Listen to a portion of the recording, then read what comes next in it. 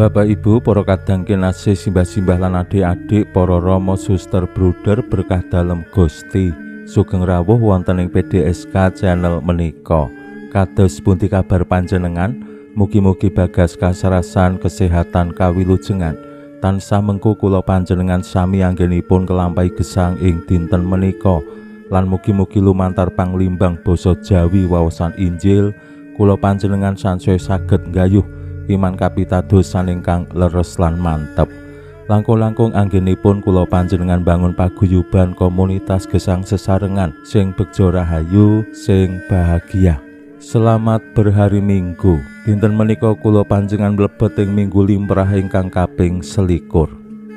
Anggenipun bangun gesang sesarengan mirungganipun nggih wonten ing pasaman suci jejering paguyubaning murid-murid dalem Gusti, salah setunggal ingkang kedah dipun gayuh nggih sansaya paham, sansaya berkembang wawasan iman kapitadosan dumateng Gusti Yesus ingkang dados tujuan lan dasar anggenipun kula panjenengan kepengin gayuh gesang kasuwargan. Awit gesang kasuwargan ingkang dipun tanem dening pasaman suci inggih menika kados pundi kula panjenengan sansaya pitados ing Gusti Yesus ingkang dados juru wilujeng ingkang sampun kersa sangsara seda sinalip lan wungu mulya kangge nebus sedaya dosa. Wonten ing kapitadosan mirungganipun ing Keuskupan Agung Semarang wonten ing formatio iman berjenjang lan berkelanjutan. Wonten babakan-babakan ingkang kedah dipun upadi supados iman kapitadosan sansaya berkembang. Salah setunggalipun nggih bab pengetahuan iman. Kados pundi kula panjenengan sansaya paham, sansaya mangertos wawasan-wawasan iman mirungganipun ing iman kapitadosan Katolik lan sacara khusus sansaya tepung, sansaya mangertos sinten menika Gusti Yesus. Waosan Injil dinten menika paring pitedah dumateng kula panjenengan sami. Kados pundi para murid ugi didangu dening Gusti Yesus, sinten Gusti Yesus menika tumraping para murid piyambak. Pancen wonten maneka wani pemahaman utawi panampi menggaing Gusti Yesus wonten ing tengahing masyarakat. Menapa para murid nggih kelu utawi namung manut kalian menapa ingkang dados pemanggih masyarakat, menapa nggih para murid gadah pemanggih piyambak sing diyakini supados anggenipun bangun iman boten gumantung situasi masyarakat ning tetep panggah kuat teguh santosa wonten ing Gusti Yesus miterat keyakinanipun para murid. Monggo kita pirengaken sabda dalem Gusti ing dinten menika lan kita wiwiti kanthi sembahyang sawetawis. Konjo ing asma dalem Yang Rama saha Yang Putra tuwin Yang Roh Suci. Amin. Suwawi sami munjuk Gusti Yesus sabda dalem Yang Rama ingkang sampun manjalma. Mugi karsa ngandika dhateng kawula wonten ing asepen ing telenging manah kawula. Kabika kekiyatan lan panglipur ingkang manjing ing sabda dalem kapenuwana kawula mawi roh ing kawicaksanan dalem. Mugi-mugi srana anggen kawula maos lan mirengaken sabda dalem kawula sansaya nunggil ing sampeyan dalem. Amin. Waosan Injil kapetik saking Injil Matius bab 16 ayat 13 ngantos dumugi 20. Nalika samono Gusti Yesus rawuh ing wilayah Sesarea Filipi lan dangu para murid. Ujaring wong-wong, putraning manungsa iku sapa? Atur wangsulane, wonten ingkang mastani Yohanes Pembaptis, wonten ingkang mastani Elias, wonten ingkang mastani Yeremias utawi salah satunggaling nabi. Gusti Yesus nuli mundhut priksa maneh. Nanging yen kowe, aku iki kok arani sapa? Ature Simon Petrus, panjenengan menika Sang Kristus putraning Allah ingkang gesang.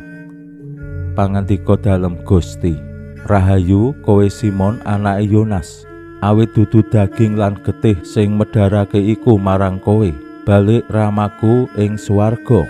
Lan aku kandha mangkene, kowe iku Petrus, lan ana ing karang padas iki anggonku arep ngedegake pasamuanku, lan gapuraning Hades ora kuwagang ngrabosa. Dene kowe bakal dak pasrai kunci kratoning swarga. Apa sing kok taleni ana ing donya bakal tinalenan ana ing swarga, lan apa sing kok udari ana ing donya bakal udar uga ana ing swarga. Makaten sabda dalem Gusti. Suawi sami munjuk, Gusti kawula munjuk sembah nuwun karana sabda dalem dadosa obor ingkang madangi margining gesang kawula. Katuntuna kawula sageta sabda dalem menika numusi manah ngantos tansah ngrembaka kangge nggayuh gesang ing suwarga. Amin.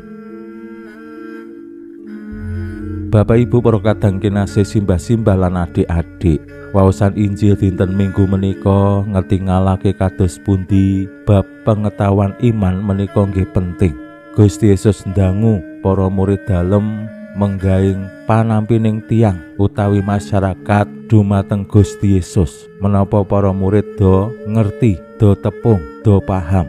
Lajeng para murid nanggapi kanthi caos lapora, bilih putraning manungsa injih Gusti Yesus wonten ingkang mastani Yohanes Pembaptis. Dadi ana wong sing tepung kalian Gusti Yesus menika Yohanes Pembaptis. Wonten ugi ingkang mastani Yeremias utawi Elias, nabi-nabi populer ing jaman prajanjian lawas. Menika panampining masyarakat ingkang cetha boten pas, boten bener. Mila Gusti lajeng nyuwun priksa dumateng para murid piyambak. Lah yen kowe, aku iki kok arani sapa? Lan para murid lumantar Petrus gadah pemanggih piyambak, boten sarujuk kalian tiang-tiang sing mastani Yohanes Pembaptis utawi Elias utawi Yeremias. Tumraping para murid Gusti Yesus menika Sang Kristus putraning Allah. Lan menika ingkang penting, Gusti Yesus pancen anggenipun makarya kirang langkung nggih mirip kalian Yohanes Pembaptis, mirip kalian Nabi Elias utawi Yeremias utawi nabi-nabi jaman perjanjian lawas. Ning Gusti Yesus langkung tinimbang Yohanes Pembaptis menapa dene para nabi. Gusti Yesus menika Allah ingkang rawuh piyambak wonten ing alam donya manjalma dados manungsa. Yen Yohanes Pembaptis nabi-nabi menika utusaning Allah ingkang sanes Allah, ning Gusti Yesus menika nggih utusaning Allah ning Allah piyambak sing rawuh sing manjalma. Allah kersa turun ke bawah, Allah kersa ngrawuhi kados yen Bapak Ibu kepengin banget rama-ramane do turun ke bawah mengunjungi umate, do sowan ning griyane umat. Nah, Allah kersa rawuh wonten ing donya ing griyanipun manungsa. Nah menika Gusti Yesus. Mila pengalaman para murid menika saged dados kaca benggala tumraping kula panjenengan sami kados pundi awake dhewe duweni iman kapitadosan sing teguh kukuh santosa, boten miar-miur utawi boten mut-mutan gumantung pemanggihipun masyarakat ing sakiwa tengen kula panjenengan. Kadangkala awake dhewe ing bumi Indonesia kanthi maneka warni agami, sok-sok awake dhewe ya gampang miur, utawa nek ora miur ya terus mlempem, terus tumpul. Anggenipun langsung paseksan menggaing iman kapitadosane awake dhewe. Yen ana wong liya sing ngunekke Gusti Yesus sanes Allah utawi ngunekke penderek-penderek dalem Gusti menika pengikute si Luther lan sanes-sanesipun, kadangkala awake dhewe terus mendelep, awake dhewe terus bersembunyi lan boten wantun gadah pemanggih piyambak utawi keyakinan piyambak menggaing Gusti Yesus. Mugi-mugi kanthi sabda dalem Gusti dinten menika kula panjenengan sansaya wantun gadahi pemanggih keyakinan bab Gusti Yesus lan kanthi bangga asung paseksen menggaing sinten menika Gusti Yesus tumraping kula panjenengan. Pinuji walah sakmenika sarta ing salami-laminipun. Salam sehat, salam bahagia, salam katentreman. Lan mugi-mugi lumantar panglimbang dinten menika kula panjenengan tansah jinangkung ing berkah dalem Gusti ingkang Maha Kuwasa, Hyang Rama saha Hyang Putra tuwin Hyang Roh Suci. Amin.